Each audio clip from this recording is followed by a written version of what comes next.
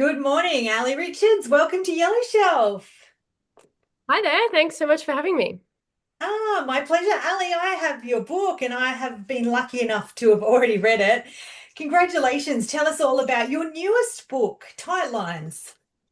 Yes, Tight Lines is my third novel. It is a story about a group of teenage boys growing up on a Victorian coastal town in the noughties, and it follows their relationships into their early adulthood.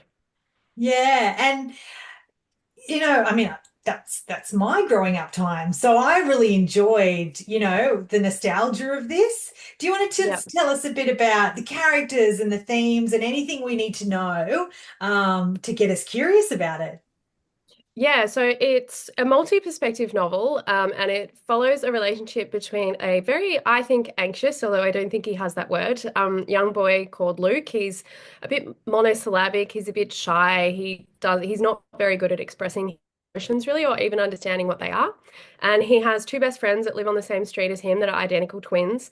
Sort of one's the brain and one's the brawn. And they grow up in this small, like, re coastal town, and every summer it gets flooded with tourists, and they strike up a friendship with a young girl called Millie, who she camps at the caravan park every year.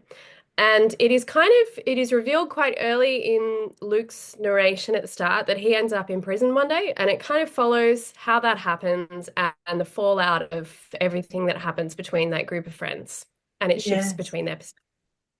And when I was reading it, I was feeling like this book could be any coastal, well, it could be any town, but you know what I mean? This could be anywhere in the world. I know it's set in coastal Victoria, but yeah, like having grown up in the 90s, I feel like I can relate to this story in so many ways.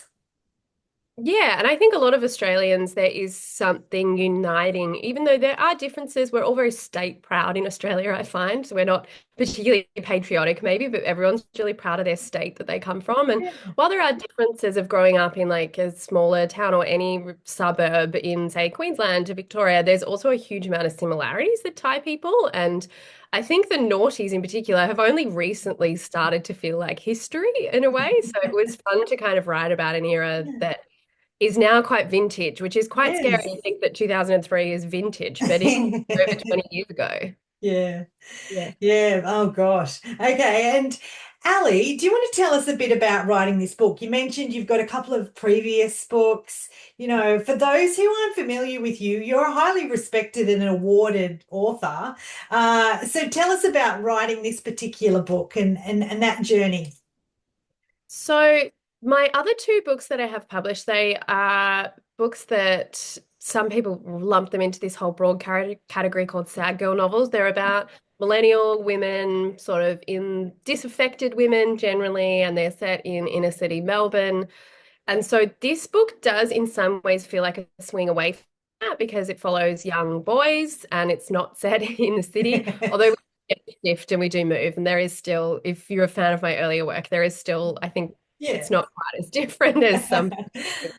But I actually, so it feels like new territory, and a lot of people in publishing industry are calling it new territory for me. But Okay. I actually started when I was younger. I always wrote about boys. I work in a very male-dominated industry, in theatre as a theatre technician, and I also went to an all-boys school that had just turned co-ed when I started going there, but it was in the transitions of going co-ed. So I had a very masculine experience in the education system. So there was a lot of inspiration for me in short stories that I used to write when I was younger that were actually more about tales of young men.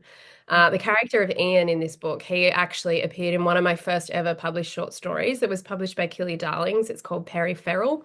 It's still available to read online if you're a Okay. Gateway subscriber, which I highly recommend people are. Yeah. So it was actually a return in some senses to the characters and the kinds of work that I started writing about a very long time ago in my early 20s. Yeah. And Ali, are you going to keep writing? And I love that your writing journey. What did you refer to as it sad girl novel, sad Yeah. girl genre? I mean, I love that, and I know the audience will love that because authors don't have to be boxed into one genre, do they?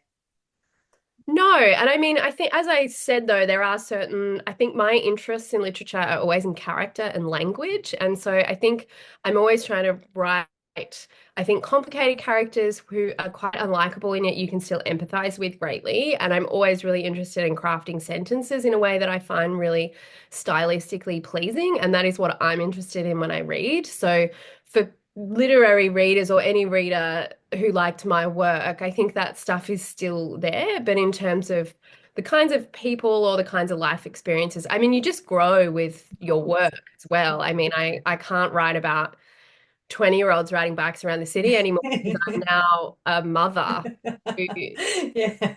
not know where the kids go to drink. So I, Yeah. I think it's natural that what Yeah. interests you. Yeah. The author of the journey of an author. That's great to share. Ali, if people are watching anywhere in the world, if people are curious about you, your previous work, this book, I'm going to put some links in the show notes here. But do you want to point us in the direction of where we go to check you out? I know you've got a website. Yeah, I have a website that you can, it sort of has most of my work linked on there and a link tree where you can find old Yeah. stories and things like that. I'm on Instagram, so you can always find me on there. Yeah. And I'm doing, I think a few of these things aren't announced quite yet, but there's a few little festivals, like Great. regional writers' festivals and things that I'll be appearing at. So if you keep an eye on my website or Yeah.